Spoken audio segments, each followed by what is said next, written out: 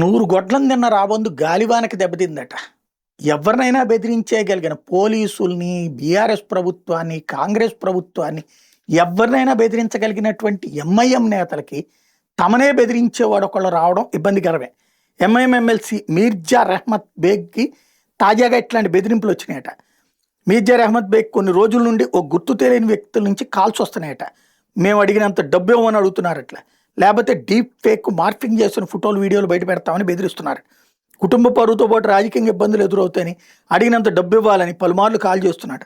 దీంతో ఎమ్మెల్సీ పోలీసులను ఆశ్రయిస్తే గురువారం కేసు నమోదు చేశారు. వాస్తవంగా డీప్ ఫేక్తో సృష్టించి పంపిస్తామని ఎవడూ చెప్పడం.